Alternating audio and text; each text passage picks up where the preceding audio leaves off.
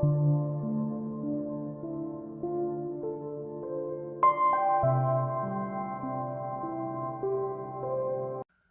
शांति। October 1, 2021 साकार मुरली को स्पष्टीकरण करिवे आदरणीय पार्वती भौणी। ओम शांति। ओम शांति। मिठे बच्चे, तुमे माने बहुत उच्च जातिर अट। तुमको ब्राह्मण रु देवता हेबाकू पड़िबो। सेथिपाई तुमको विकारी मंद अभ्यास गुड़िकू समाप्त करिदेबाकू हेबो। बाबाजी आमको निजर स्वमान को मन पकई देइचंती, कारण आमे माने वर्तमान ब्रह्मा मुख वंशावली ब्राह्मण। आगरू तो आमे शूद्र थिले, तेणु आमर जो शूद्र पणियार जहा खराब आदत थिला, खराब जिनस खाइबा, बीड़ी सिगारेट आदि खाइबा, मांस मदिरा आदि ये सब को आमको त्याग करने को हबो। कारण आमे ब्रह्मा मुख वंशावली ब्राह्मण माने ही परमात्मांकर एही यज्ञ रे मददगार हो पारिबा। आमर सहयोग रे ही सुखमय संसार आसीबो। तेणु आमे माने ही परिवर्तन हेले विश्व को मध्य आमे परिवर्तन करि पारिबा। आजिर प्रश्न, केउ कथार संबंध एही पाठ पढ़ा सहित नाही? उत्तर, पोशाक आदिर संबंध एही पाठ पढ़ा सहित नाही। एथिरे पोशाक आदि परिवर्तन करिवार कोनोसी कथा नाही। बाबा तो आत्मा मानंकु पाठ पढ़ाउछंती। आत्मा जानिछि जे एहा पुरुणा पतित शरीर अटे। एहाकु किभଳି भी साधारण पोशाक पिंधाई दियो, सेथिरे कोनोसी आपत्ति नाही। एठारे शरीर एवं आत्मा उभय कला होई जाइछंती। बाबा कला बा श्यामल को ही गोरा करुछंती। बाबा कहते आमर पाठ पढ़ा सहित ड्रेस रोसी नाही, तुलना नाही। तेणु आमे केमिति भी ड्रेस आमे पिंधि पारिबा, कारण बाबा कहते आत्मा भी पतित हो जाइछि, शरीर मध्य पतित हो जाइछि। तेणु ये शरीर को केमिति भी हालुका पोशाक बास हो गला। तेणुकरी आमे ड्रेस पाई किछि आमर कंपलसरी नाही। आमर मुख्य कथा हला आत्मा पतित आत्मा को पावन करवा। ये हूँ आमर प्रथम कर्तव्य। तेणु परमात्मा कहते वर्तमान पतित रु पावन करवा वाला से ज्योति स्वरूप निराकार परमात्मा समस्त को करुचंती पावन। केवल याद द्वारा ही पावन करिवे। एक कथा भी तुमे माने जानिछ जे सत्य युगरे लक्ष्मी नारायण राज्य थिला। से माने दी मुकुटधारी थिले। लाइट रो मुकुट एवं रत्न जडित मुकुट उभय थिला। प्रथमे होई थाए लाइट रो मुकुट। जेउ माने आसी करी जाइछंती तांको पाई धला रंगर लाइट रो आभामंडल दर्शाई थाए। यहा होची पवित्रतार चिन्ह। अपवित्र आत्मा पाई केबे आभामंडल दर्शाइबे नाही।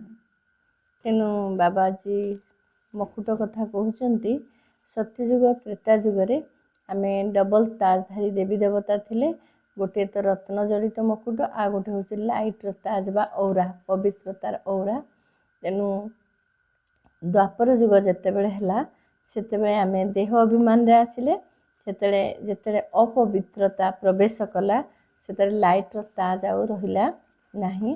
तेणु बाबा कहते आमे वर्तमान संगम जुगरे आमे पवित्रता व्रत को जेते धारण करिबा, आमे जेते आत्माभिमानी होई परमात्मा को याद करिबा, आमर पवित्र दृष्टि वृत्ति संकल्प वाणी कर्म सेते आमर लाइट ताज बा जो लाइट औरा आमर सेते बड़ हेई पारिबो। तुम मानंक मध्यरे केही पूरा पवित्र रही थांती, केही पुणी अधा पवित्र रही थांती। जदि मायार तोफान बहुत आसुछि तेबे ताकू अधा पवित्र बोली कहिबा। केही तो एकदम पतित होई जाउछंती। निजे मध्य बुझुछंती जे आमे पतित होई जाइछु। आत्मा ही पतित होई थाए। सेथिपाई ताकू पवित्रतार लाइट दिया जाई पारिबो नाही। तेणु बाबा कहते संपूर्ण पवित्र होगा तो आम ईश्वरीय विश्वविद्यालय को आसी ରାଜଯୋଗର ଶିକ୍ଷା ଗ୍ରହଣ କରୁଛନ୍ତି। ତ କେହି କେହି ପବିତ୍ର ପୁରା ହେଇଥାନ୍ତି, କେହି କେହି ସେମି ପବିତ୍ର ହେଇଥାନ୍ତି। ବାବା କହୁଛନ୍ତି ସମ୍ପୂର୍ଣ୍ଣ ପବିତ୍ର ନ ହେବା ପର୍ଯ୍ୟନ୍ତ ଲାଇଟ୍ର ତାଜ ଦିଆଯାଇପାରିବ ନାହିଁ। ପିଲାମାନେ ଏକଥା ଭୁଲିବା ଅନୁଚିତ ଯେ ଆମେ ଉଚ୍ଚରୁ ଉଚ୍ଚ ବାବାଙ୍କର ସନ୍ତାନ ଅଟୁ। ତେବେ କେତେ ରାଜକୀୟତା ରହିବା ଦରକାର। ଧରିନିଅ କେହି ମେହତର ଅଟନ୍ତି।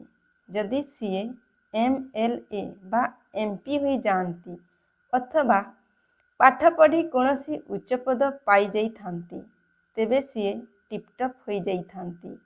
ଏହିପରି ବହୁତ ଅଛନ୍ତି, ଯଦିଓ ସେହି ଜାତିର ଅଟନ୍ତି, କିନ୍ତୁ ପଦବୀ ମିଳିବା ଦ୍ୱାରା ନିଶା ଚଢ଼ି ଯାଇଥାଏ। ପୁଣି ପୋଷାକ ଆଦି ମଧ୍ୟ ସେହିଭଳି ହିଁ ପିନ୍ଧିଥାନ୍ତି। ବାବା କହୁଛନ୍ତି ଆମେ ବର୍ତ୍ତମାନ ଶୂଦ୍ରରୁ ବ୍ରାହ୍ମଣ ହେଉଛନ୍ତି, ତେଣୁ ଆମେ ଆମମାନଙ୍କ ଭିତରେ କେତେ ରୟାଲିଟି ରହିବା ଦରକାର, ରାଜକୀୟ ନଶା ରହିବା ଦରକାର। ଆମେ ଭଗବାନଙ୍କ ସନ୍ତାନ। ତେଣୁ ବାବା ୟା ପୂର୍ବରୁ କହିଲେ ମାୟାର ତୋଫାନ ଯାହା ବି ଆସୁ, ତେଣୁ ତୋଫାନ ଦ୍ୱାରା ଆମେ କେବେ ଅପବିତ୍ର ହେବା ନାହିଁ। ତେଣୁ ଆମେ ବାହାରର ମଧ୍ୟ ପବିତ୍ରତା ଏବଂ ଆମର ଅନ୍ତର ଭିତରେ ମଧ୍ୟ ପବିତ୍ରତାର ସଂକଳ୍ପ ଚାଲିବା ଦରକାର। ତେଣୁ ବାବା କହୁଛନ୍ତି ଯେମିତିକି ମେହନ୍ତର ଥାନ୍ତି, MP MLA ହେଲା ପରେ ତାଙ୍କର ରହନ ସହନ ସବୁ ପରିବର୍ତ୍ତନ ହୋଇଯାଏ, ପୋଷାକ ଆଦି ମଧ୍ୟ ଟିପଟପ୍ ହୋଇଯାଏ। ତେଣୁ ଆମେମାନେ ମଧ୍ୟ ଭଗବାନଙ୍କ ସନ୍ତାନ ହିସାବରେ ଆମେମାନେ ମଧ୍ୟ କେତେ ଟିପଟପ୍, ଅର୍ଥାତ୍ କେଉଁ ଅର୍ଥରେ ବାବା ଟିପଟପ୍ କହୁଛନ୍ତି? ପରିଷ୍କାର ପରିଚ୍ଛନ୍ନ ଦୃଷ୍ଟିକୋଣରୁ ଆମେ ଭଗବାନଙ୍କ ସନ୍ତାନ, ଆମେ ଏଇ ଦୃଷ୍ଟିକୋଣରୁ ଆମେ ଏତିକି ରୟାଲ ହେଇକି ରହିବା ଉଚିତ ମଧ୍ୟ। ନିଜ ସହିତ ଏପରି କଥା ହେବା ଉଚିତ, ଆମେମାନେ କ'ଣ ଥିଲୁ, ଏବେ କ'ଣ ହୋଇଯାଇଛୁ। ତୁମେ ମଧ୍ୟ ଶୂଦ୍ର ଜାତିର ଥିଲ, ଏବେ ବିଶ୍ୱର ମାଲିକ ହେଉଛ। ଯେତେବେଳେ କେହି ଉଚ୍ଚ ପଦ ପାଇଥାନ୍ତି, ତେବେ ପୁଣି ତାଙ୍କର ସେହି ନିଶା ରହିଥାଏ। ତେବେ ତୁମେମାନେ ମଧ୍ୟ କ'ଣ ଥିଲ? ବିକାରୀ ବା ପତିତ ଥିଲ। ତେଣୁ ଆମର ଏବେ ନଶା ରହିବା ଦରକାର। ଆମେ କେମିତି ଶୂଦ୍ରରୁ ବ୍ରାହ୍ମଣ ହେଉଛନ୍ତି, ବ୍ରାହ୍ମଣରୁ ଭବିଷ୍ୟତରେ ପୁଣି ଦେବତା ବନିବା।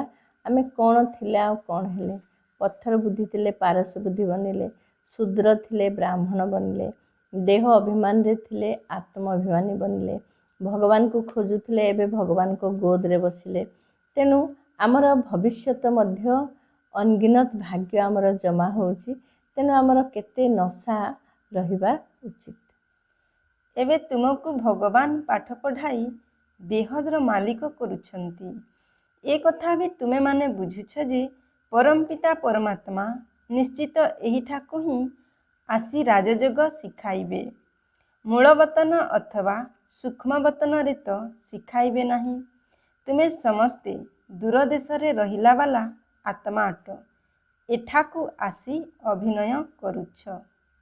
ବାବା କହୁଛନ୍ତି ଆମେ ସମସ୍ତଙ୍କର ରହିବା ସ୍ଥାନ, ଅସଲି ରହିବା ସ୍ଥାନ, ଅର୍ଥାତ୍ ଆତ୍ମାର ଅସଲି ଘର ହେଉଛି ଶାନ୍ତିଧାମ, ପରମଧାମ, ଯାହାକୁ ଦୂର ଦେଶ କୁହାଯାଉଛି।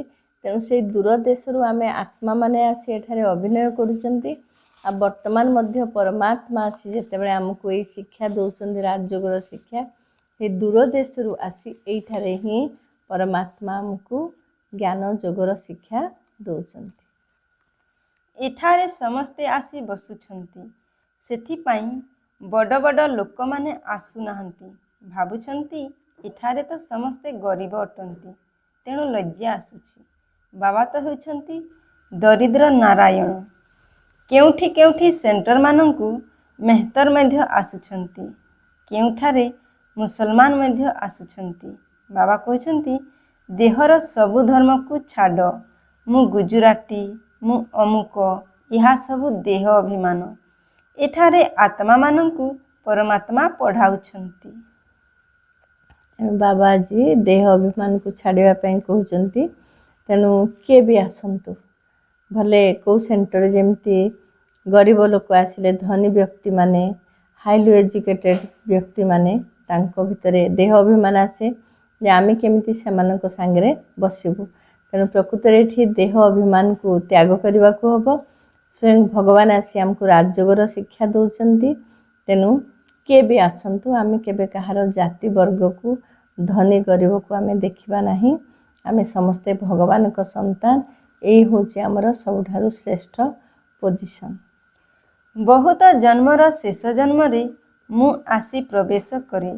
एमानंकु कहउछंती जे तुमे निजर जन्म को जानी नाहो। केवल जणे अर्जुन को तो घोड़ा गाड़ीर रथ उपरे बसी ज्ञान दे नहांती ना, ताकू पाठशाला कुहाजिबो नाही। युद्ध क्षेत्रर कथा मध्य नुहे, यह पाठ पढ़ा अटे। पिलामानंकु पाठ पढ़ा उपरे संपूर्ण ध्यान देवा उचित। आमको संपूर्ण पाठ पढ़ी दी मुकुटधारी हेबाकू हेबो। तेणु बाबा आज निजर नशा को केमती आम सदा रखा से बाबा कहले हूँ पढ़ाई पाठ पढ़ा। तेणु पाठ पढ़ा माने आम केबे आबसेंट करवा उचित नुह। आम प्रत्येक दिन पाठ पढ़ा दरकार, कारण कालीर पाठ पढ़ा सहित आजर पाठ पढ़ा लिंक रही। तेणु आम यही पढ़ाई को आम जिते इम्पोर्टान्स देवा सेते आम भविष्य में डबल ताजधारी देवी देवता बनी पारिबा। किंतु ताहा हेउछि जिस्मानी अर्थात लौकिक पाठ पढ़ा, यह हेउछि रुहानी पाठ पढ़ा। एथिपाई स्वच्छ बुद्धि आवश्यक। बाबा सुना भली सर्वदा पवित्र, तांकु मने पकाइले तुमर आत्मा सुना बा स्वच्छ होइजिबो। कुहा जाए ये तो जेपरी पत्थर बुद्धि अटंती। बाबा कहते ये पाठ पढ़ाई आमर पारस बुद्धि दरकार। तेणु आम लौकिक पढ़ाई जहाँ पढ़ुले फिजिक्स केमिस्ट्री मैथमेटिक्स से पाठ पढ़ाई आमर पारस बुद्धिर आवश्यकता नहीं। तेणु एठी पाठ बहुत फर्मूला आदि बहुत प्रोसेस आदि मन रखा पड़ुनी। किंतु यही पाठ जदि बुद्धि स्वच्छ पवित्र नुहे, पारस बुद्धि नुहे, ताहले यही पाठ आम बुद्धि रे रहिबो नाही। शिव बाबा आमको शूद्ररु ब्राह्मण करुछंती। आमर लक्ष्य और उद्देश्य सम्मुखरे अछि। एही लक्ष्मी नारायण स्वर्गर मालिक थिले, पुणी एही सीढ़ी किपरि ओह्लाइले? कौन थिलु पुणी कौन होई जाउछु? बाबा कहते देखिले सीढ़ी चित्र प्रथमे श्रीलक्ष्मी श्रीनारायण, पुणी अंत समय से कौन हेले?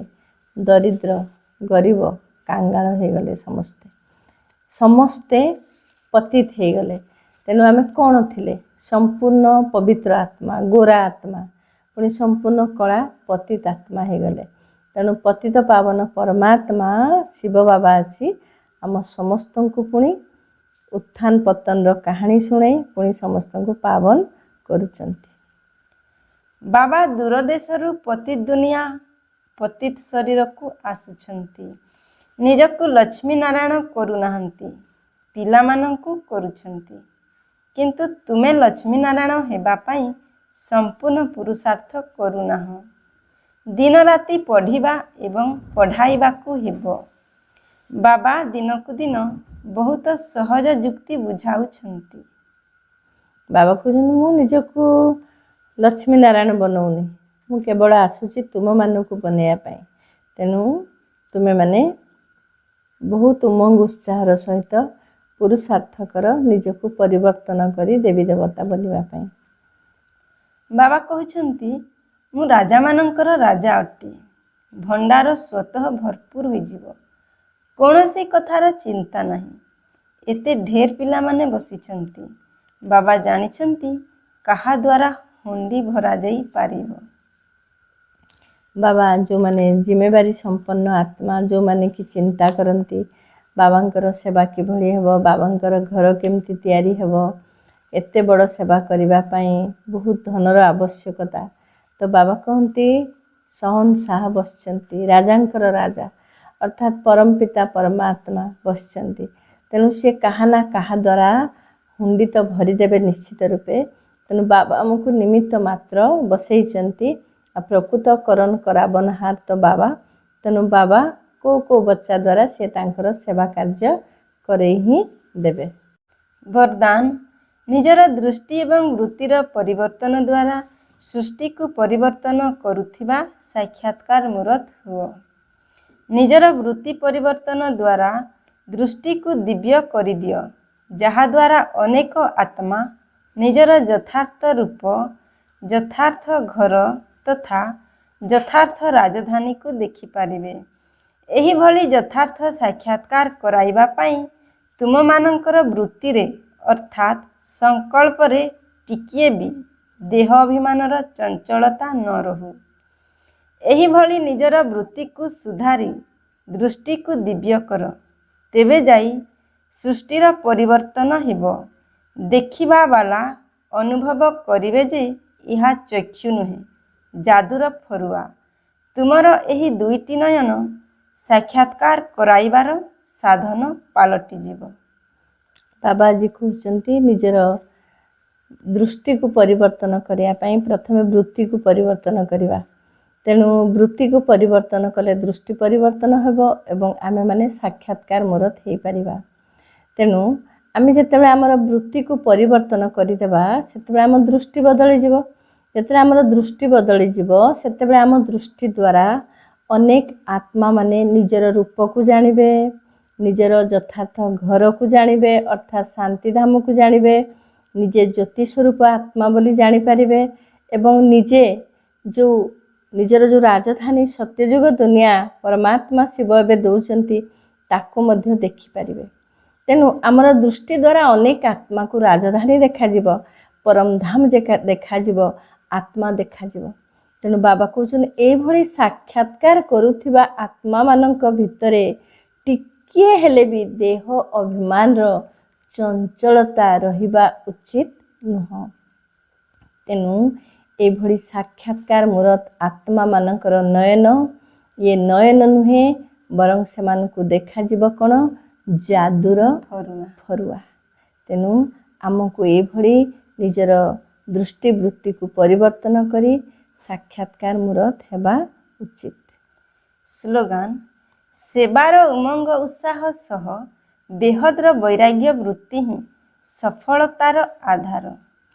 ତେଣୁ ସଫଳତା ପାଇଁ ଦୁଇଟା ଜିନିଷ ଦରକାର। ବାବା ଆଜି କହୁଛନ୍ତି ନମ୍ବର 1 ସେବା ପାଇଁ ଉମଙ୍ଗ ଉତ୍ସାହ ରହିବା ଦରକାର। ଯଦି ଆମେ ସଫଳତା ଚାହୁଁଛନ୍ତି ତାହେଲେ ଉମଙ୍ଗ ଉତ୍ସାହ ରହୁ ସେବା ପାଇଁ। ଦ୍ୱିତୀୟରେ ବେହଦର ବୈରାଗ୍ୟ ବୃତ୍ତି ରହୁ, କାରଣ ଆମକୁ ନୂଆ ଦୁନିଆରେ ବହୁତ ପ୍ରାପ୍ତି ଅଛି। ତେଣୁ ବର୍ତ୍ତମାନ ଏହି ଦୁନିଆରେ ଇଚ୍ଛା ମାତ୍ର ଅବିଦ୍ୟା ସ୍ଥିତି ରହିବା ହିଁ ସର୍ବପ୍ରାପ୍ତି ସମ୍ପନ୍ନ ଆତ୍ମା ବନିବାର ଆଧାର ଅଟେ। ଆଜିର ମୁରଲୀକୁ ସୁନ୍ଦର ଭାବରେ ସ୍ପଷ୍ଟୀକରଣ କରିଥିବାରୁ ଭଉଣୀଙ୍କୁ ଧନ୍ୟବାଦ ଦେଇ ଆଜିର କାର୍ଯ୍ୟକ୍ରମକୁ ଏଇଠି ରଖୁଛୁ। ପୁଣି ଦେଖା ହେବ ଆଗାମୀ ଅଧ୍ୟାୟରେ। ରହୁଛୁ। ଓମ୍ ଶାନ୍ତି।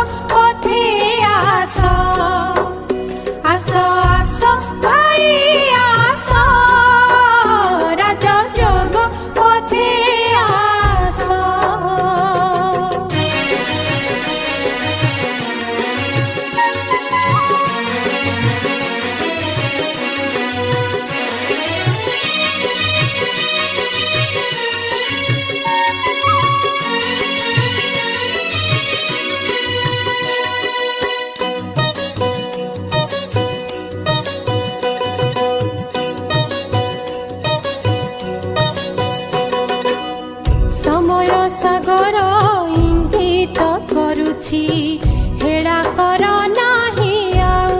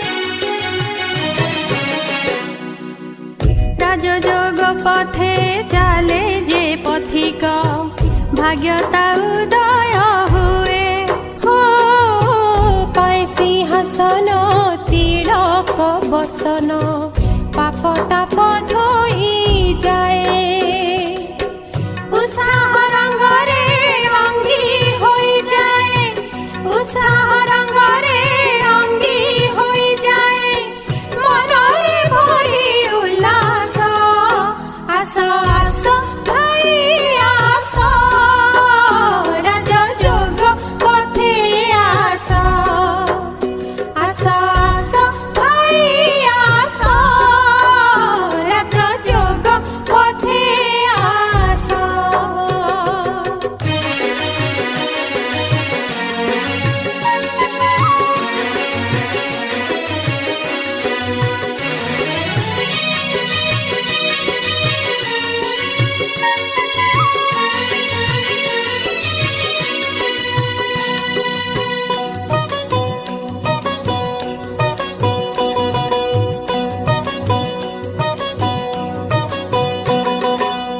कर्मर कहानी लेखि जीवास दिव्य अवतार नहीं हो मुकिए मो घर माता पिता सत्य परिचय तार दे सरब संबंध प्रभुଙ୍କ संगरे सरब संबंध प्रभुଙ୍କ संगरे जोड़ी देवा एबे आस आस